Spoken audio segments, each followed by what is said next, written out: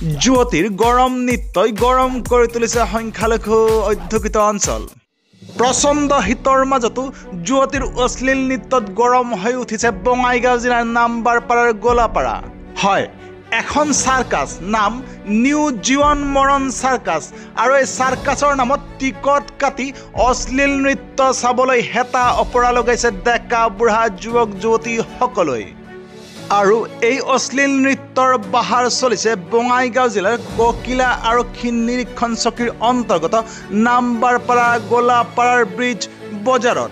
ডেকা কি বুঢ়া কি এনেকি কণ কণ শিশু অংশ লৈছে নৃত্য উপভোগ কৰা কাৰ্যত। কিন্তু প্ৰশ্ন উঠিছে, জ্ঞাত নহয় নেকি বঙাইগাঁও জিলা প্ৰশাসন, নে প্ৰশাসনৰ জ্ঞাতেই একাংশ দালাল চক্ৰই কাৰ শকতিত বলিয়ান হৈ এনেদৰেই প্ৰচাৰ কৰি নিউ জীৱন মৰণ চাৰ্কাছৰ নামত ৰাতি 12টা বজালৈকে চলাইছে অশ্লীল নৃত্যৰ বাহাৰ।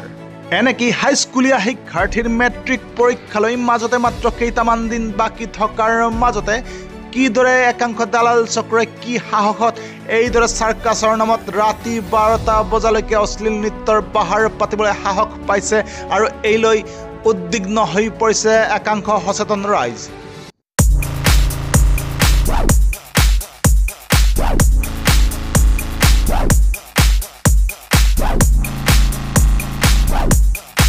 মানসবিলি বিকাশ মঞ্চৰ ফালৰ পৰা তীব্ৰভাৱে গৰিহণা জনাওঁ।